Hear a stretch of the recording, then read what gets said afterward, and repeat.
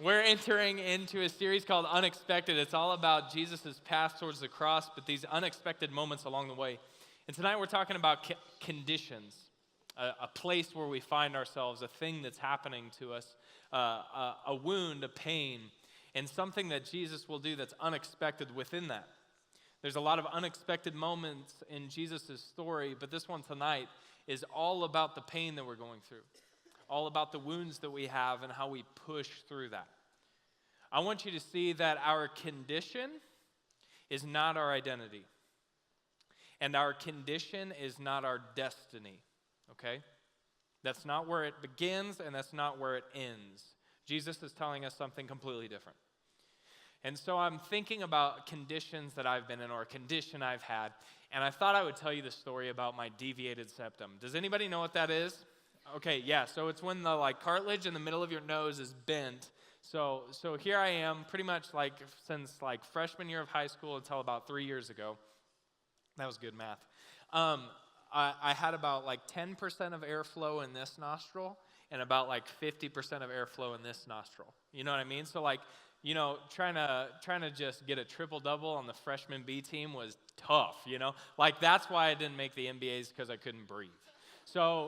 So it was hard to sleep, I couldn't taste anything. You should have seen the way that I would make meals 4 years ago. It would have extra mustard on it, even if mustard didn't belong there. It would have ketchup on the side, ranch dressing, anything I could get, because I could get salty, sweet, bitter, sour, what are the other, just what I could taste with my tongue. I didn't get any of the aromas, right? And speaking of aromas, I couldn't tell the difference between a fart and a flower. I had no idea anything happened until people started coming up and getting out of the room and going like this or anything. I was like, oh yeah, stinky, yeah, I agree. I couldn't tell. But the defining moment was, you guys know how much I love mountains. I was in the mountains with some friends, and my friend was standing there, and they go, man, I love this smell. I was like, pardon me, what smell? What smell? And they go, the smell of the mountains. And my heart just went, I've never smelled the smell of the mountains. What are you talking about? So at that moment, I decided I was gonna go get it fixed. I was gonna go have someone help me in this, because up until this point, I've tried to fix it myself. I've taken nasal spray. I've done the little neti pot thing your mom does, where they pour it in one nostril and it comes out the other. Have you seen those? Nasty. Sinus irrigation is the cute name for that. I tried sinus irrigation. I tried medicine. Nothing worked. And so I had to go and I had to find someone who was qualified to help me in my condition, because I was busted. I tried to fix it. I couldn't do it. And I needed to go find someone who was qualified to do that, right? And Jane had been pushing me. She's like, you should probably get that done. You should probably get the surgery done or whatever. I was like, okay, I'll take the surgery. Yep, I'll do it. So I will tell you, getting a deviated septum worked on and having that surgery is literally level 11 pain. I haven't been in a whole lot of pain in my life, but holy moly. Here's me recovering on New Year's Eve. Just celebrating the new year. You guys, I'm not even kidding. It was so uncomfortable. When you get a surgery on your hand, let's say, you can put your hand over here and watch Netflix. But when you get a surgery on your face, it's it's right here, all the pain's right there. It's just awful. But here's the deal. On the other side of that surgery, I can smell things now. And I can breathe and I can... The craziest thing was, it was a week or two after that surgery, I preached here at Element. And I actually heard my voice change. I used to kind of sound a little more like this because air never went through my nose, but then I heard this rich, enthralling audiobook voice that I have, and I thought, man, that is nice. If that surgery money went towards anything, it was towards my audiobook career. So I had a condition. I needed it fixed because I couldn't fix it, and I had to go to someone qualified in order to get help to get it fixed, right? I couldn't do it on my own. Tonight, I want to show you how Jesus leads someone else through their condition, something they tried to fix or have someone else fix, and then ultimately they leaned on Jesus, the one who could ultimately help them, the one who was qualified to help them. And I want you to see the deep spiritual metaphor when we go through this story, that yes, this is about a woman in pain and in suffering who gets healed, but I want you to see the reflection on your life in the conditions that you currently find yourself in tonight, in the pain that you feel tonight, in the wounds that you are bringing into this room tonight. into the sin that is living in your life tonight. I want you to see this. So we pick it up in chapter 8 of Luke. And what's happening in this part of the story, Jesus is kind of on his world tour. He's making some pit stops. And all of a sudden he gets pulled out of the crowd by someone that says, hey, I need you to come to my house. My 12-year-old daughter is like dying sick. Can you please come? And he's like, yeah, I'll stop by. I'll do that. I love you guys. And so he's on his way there and he gets interrupted. And we pick it up. As Jesus was on his way, the crowd almost crushed him. There were so many people who wanted to get to Jesus, who wanted to be close to Jesus.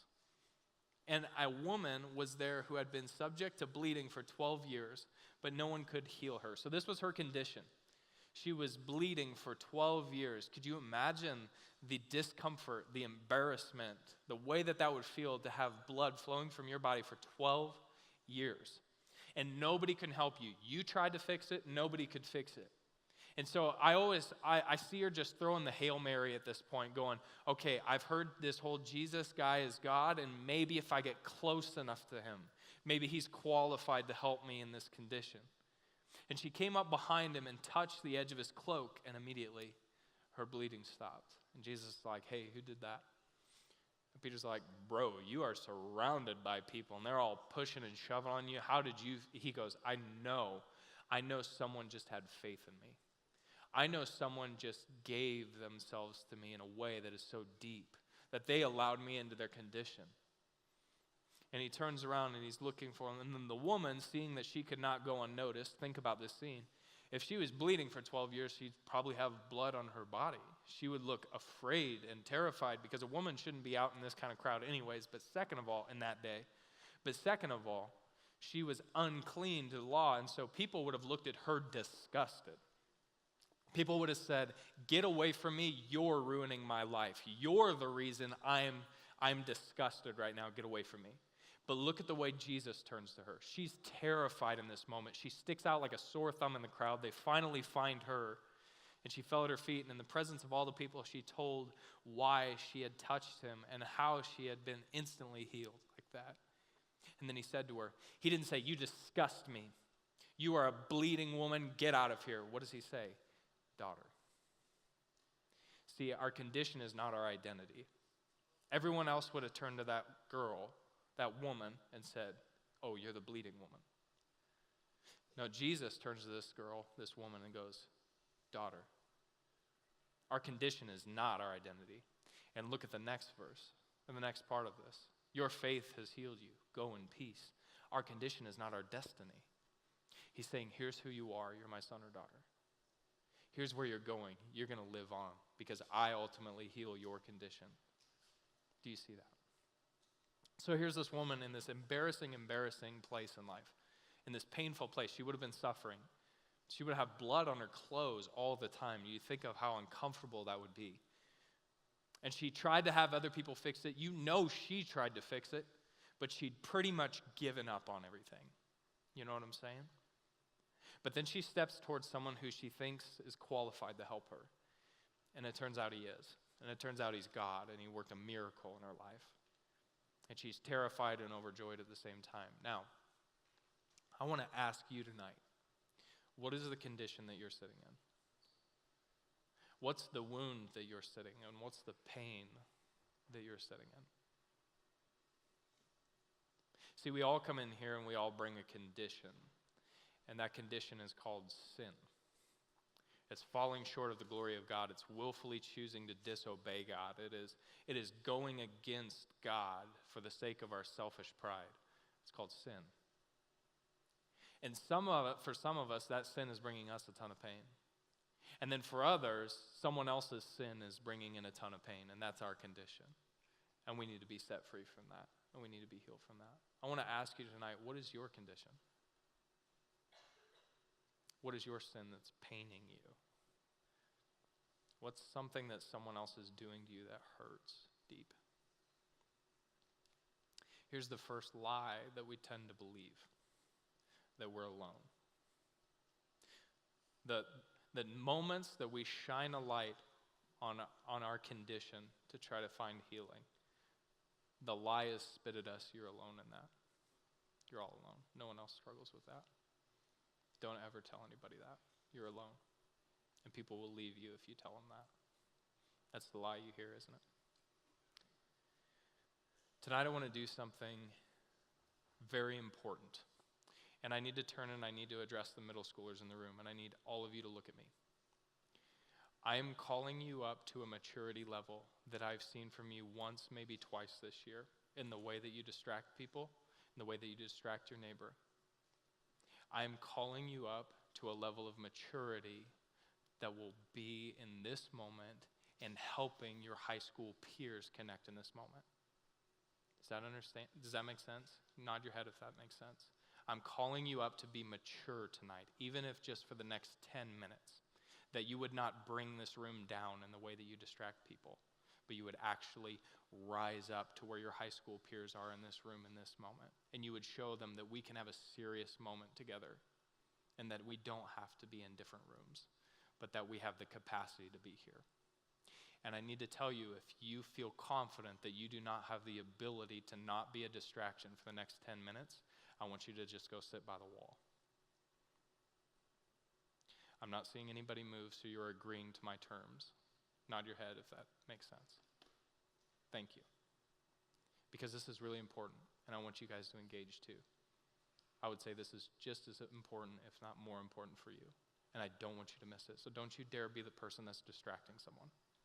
Don't you dare be the person that's disrupting someone, because you have no idea what God is doing in their lives. And don't you dare be the person that gets in the way of it tonight. Does that make sense?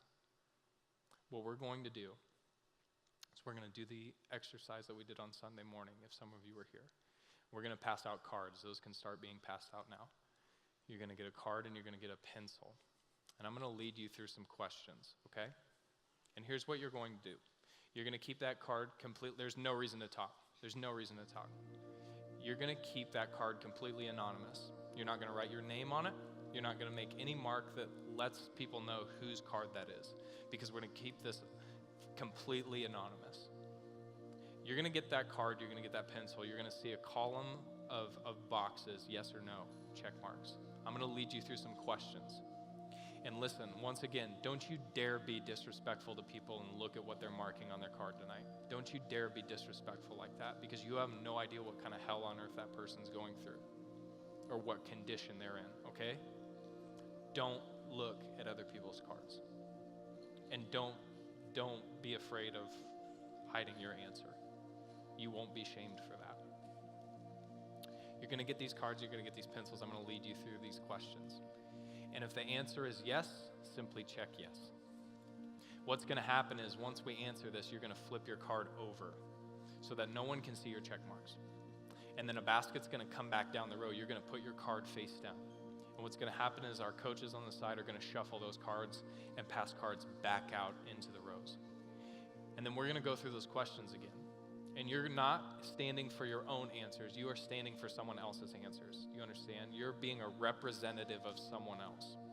You are standing in place of someone else. So if you stand when I say if this is checked yes, it is not you answering that question. You are standing representing, hopefully, the freedom being given to someone else. Does that make sense? All right, everyone have a card. Raise your hand if you do not have a card or a pencil at this point. Okay, thank you. Thank you.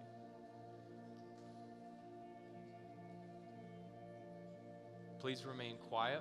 Please remain respectful. Please rise to the maturity level I'm asking you to. They'll get you your pencil and your card. Keep raising your hand if you don't have one. That's helpful. Okay, we have a few over here.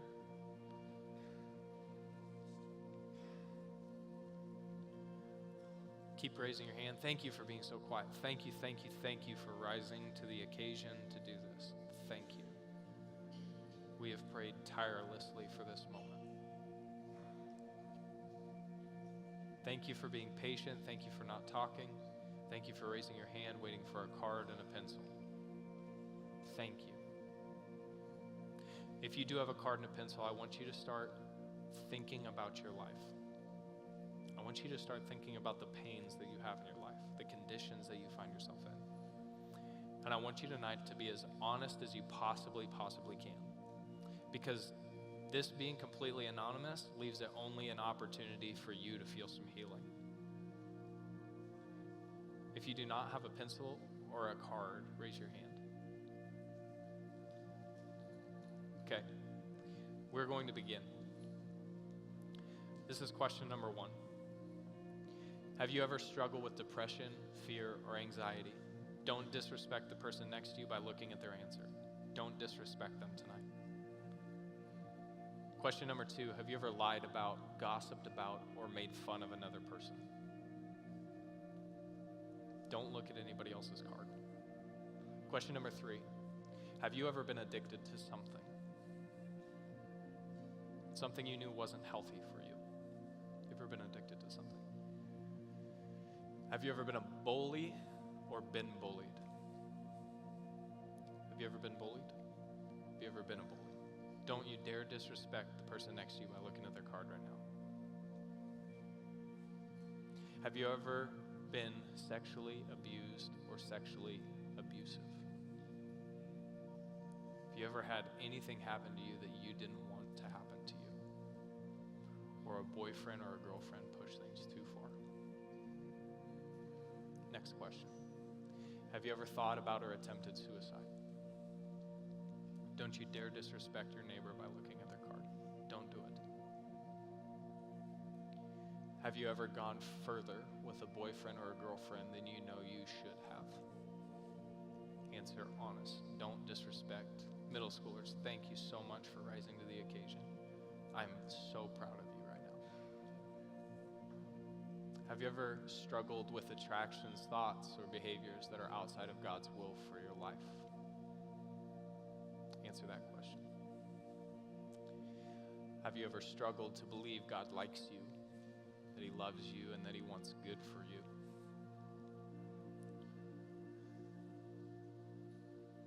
Last question. Do you have any secrets you feel no one else would understand? The second you're done checking your boxes, flip the card over. The baskets will be passed down the rows again. We're going to collect those, and then the coaches will shuffle those cards and pass them back out. Please maintain this moment. Please don't break this. There are some people in here that are hoping for some real healing tonight. Please do not be a distraction to your neighbor. Please do not talk to your neighbor. One of the things that we believe when we're stuck in these conditions is that we're alone in them. I want you to see that the church is a collection of broken people, not a collection of perfect people. God is the only perfect. Jesus is the only perfect. The Holy Spirit is the only perfect. All have fallen short of the glory of God. But there's grace on the other side of this. And there's hope and healing on the other side of this condition that you find yourselves in. Please maintain the respect level. Please maintain the maturity level. Coaches, as fast as you can, shuffle those cards and send them right back down. As fast as you can, please. There's no need to talk to anybody around you. Please refrain from doing that. So what's going to happen is when you receive that card, you're going to be representing someone else. And so when I ask you to stand when I read one of those questions, it's not your answer, it's someone else's answer. So there should be no embarrassment in you standing. But hopefully what you will see is a perfect example of you not being alone. A perfect example of what it means to reach out to Jesus in your condition. Please don't talk. Middle schoolers, please don't talk. Please don't talk. You're doing so good. I'm so proud of you. I'm so proud of you. Hang in there. Rise to the occasion. Don't bring down the rest of the room. You're doing great. Thank you. As fast as we can, coaches, just shuffle those cards and get them back down rows, please. The basket will come by. Just take the one off the top and pass it as quickly as you can do that and respectfully as you can do that.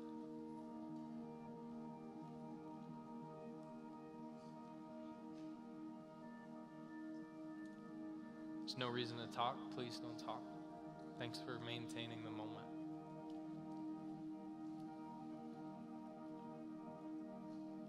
Thank you. if you marked something in those boxes that brought up some pain, I would invite you to quietly pray to God right now.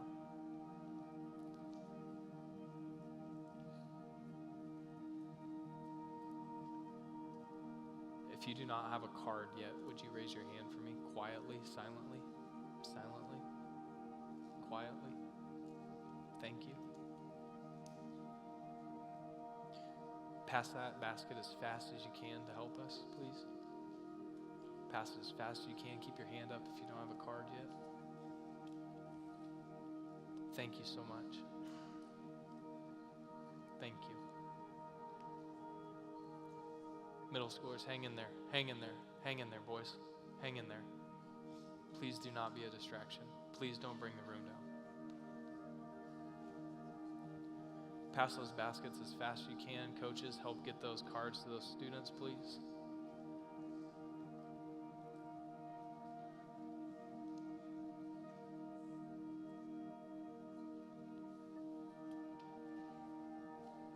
Raise your hands high. Raise your hands high. Thank you for maintaining this moment. I'm so proud of you guys. There are people in here who are going through some serious pain. And by you not talking and you not breaking this moment, it is helping God minister to their hearts. If you do not have a card, raise your hands. Okay. If you do not have a card, raise your hand really high. Everybody got a card? Okay, so here's what's going to happen. I'm going to read question 1 out loud. And if the box is checked yes on your card, you stand up. You don't say a word. Don't say a word. But you are free to look around. And then after a moment, I'll have you sit back down and we'll go to the second question. Here's the first question. Have you ever struggled with depression, fear, or anxiety? Look around the room. You can even look up and see our coaches. Right? Go ahead and have a seat. You're not alone. You're not alone. Question number 2, don't say a word. No need to talk. Question number 2, have you ever lied about, gossiped about, or made fun of another person? If your card says yes. Don't say a word. Have a seat. Question number 3. Have you ever been addicted to something? Stand if your card says yes. Wow. There's freedom from addiction. Go ahead and have a seat.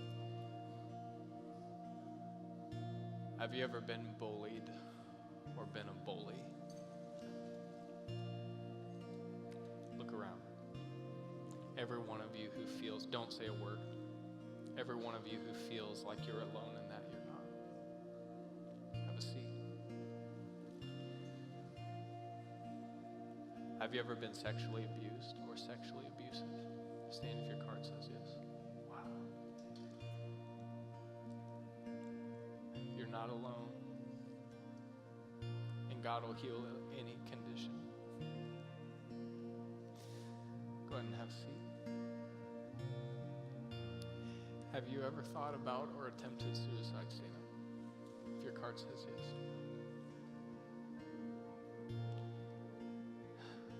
You're not alone. And we as a church walk through this kind of stuff together. And Jesus heals. And Jesus brings purpose in life. You have so much purpose. Have a seat. Have you gone further with a boyfriend or a girlfriend than you know you should have? Yeah. The shame that you feel from that, know that you're not alone and that God rewrites stories. He rewrites stories. Go ahead and have a seat. Have you ever struggled with attractions, thoughts, or behaviors that are outside of God's will for your life? Yeah. Pretty much every standing on that one. Go ahead and have a seat. Have you ever struggled to believe God likes you, loves you, or wants good for you? Wow.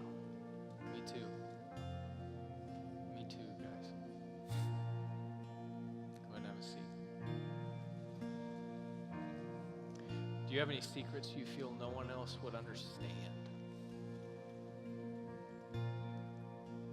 One last look around the room. Go ahead and have a seat. I want you to understand one thing. And thank you so much for rising to the occasion. I want you to realize that you're not alone in any of this.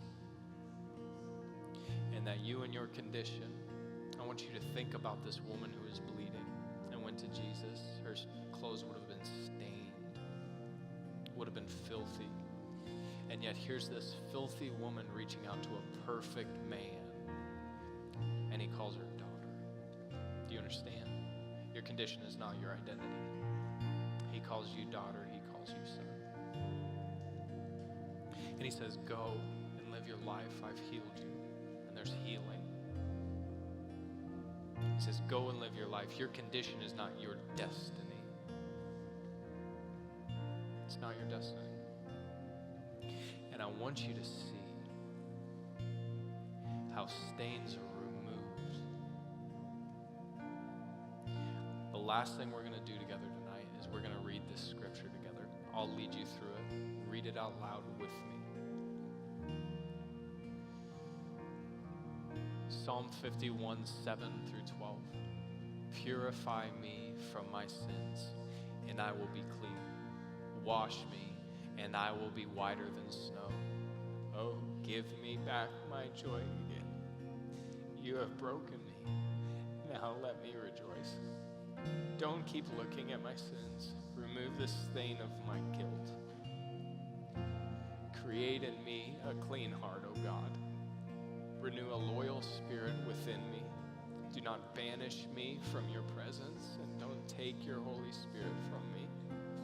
Restore to me the joy of your salvation and make me willing to obey you. One more. Come now, let us settle the matter, says the Lord. Though your sins are like scarlet, they shall be as white as snow. Though they are red as crimson, they shall be like wool. Let us settle the matter. Jesus will heal your condition.